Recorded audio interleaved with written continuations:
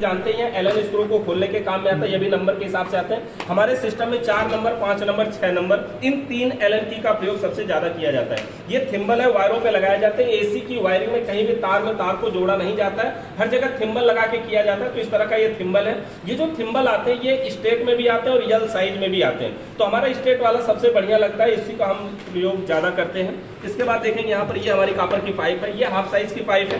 और इसके अलावा ये हमारे सब गैस है। ये जो गैस है देखिए R600 गैस है, जो हमारे इन्वर्टर मॉडल सिंगल डोर या डबल डोर फ्रिज में प्रयोग की जाती है। ये देखिए ब्यूटेन गैस है, जो वेल्डिंग करने के लिए प्रयोग की जाती है। ब्यूटेन गैस होती है वेल्डिंग करने वाली गैस। बहुत सारे लोग इसको एलपीजी गैस के भी नाम से जानते हैं, लेकिन गैस जो होती है वो ब्यूटेन होती है। इसके अंदर देखिए ये सब छोटे कैन में भी ब्यूटेन गैस है। इसके अलावा देखेंगे यहाँ पर ये R134 गैस है, जो हमारी single door non inverter fridge में होती है। R22 गैस है, जो नॉन इन्वर्टर एसी में यानी पुरानी एसीओ में प्रयोग होती थी। अब धीरे धीरे ये गैस कम हो रही है। और ये R22 जो गैस है, R22 का संशोधित गैस 438 प्रयोग अब की जा रही है। जहां पे R22 गैस प्रयोग की जाती थी, अब उस गैस को हटा करके 438 गैस का प्रयोग किया जाने लगा है। ये हमारी रबड़ की चार्जिंग पाइप है।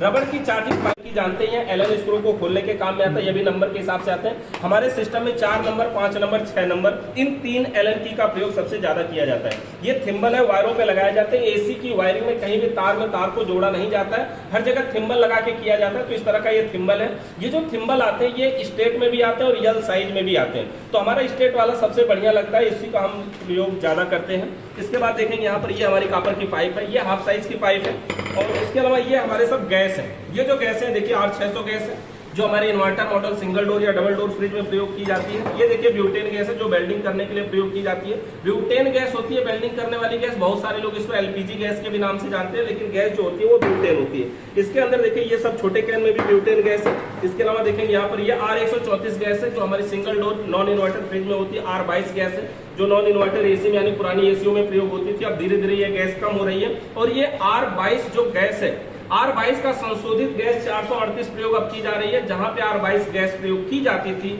अब उस गैस को हटा करके 438 गैस का प्रयोग किया जाने लगा है। ये हमारी रबड़ की चार्जिंग पाइप है।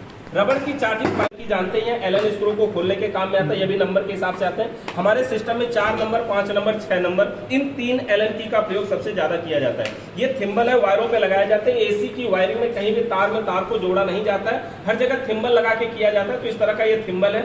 ये जो थिम्बल आते हैं ये स्ट्रेट में भी आते हैं और यल साइज में भी आते हैं। तो हमारा स्ट्रेट वाला सबसे बढ़िया लगता है, इसी का हम प्रयोग ज्यादा करते हैं। इसके बाद देखेंगे यहाँ पर ये हमारी कॉपर की पाइप है, ये हाफ साइज की पाइप है। और इसके अलावा ये हमारे सब गैस है। ये जो गैस है देखिए R600 गैस है, जो हमारे इन्वर्टर मॉडल सिंगल डोर या डबल डोर फ्रिज में प्रयोग की जाती है। ये देखिए ब्यूटेन गैस है, जो वेल्डिंग करने के लिए प्रयोग की जाती है। ब्यूटेन गैस होती है वेल्डिंग करने वाली गैस।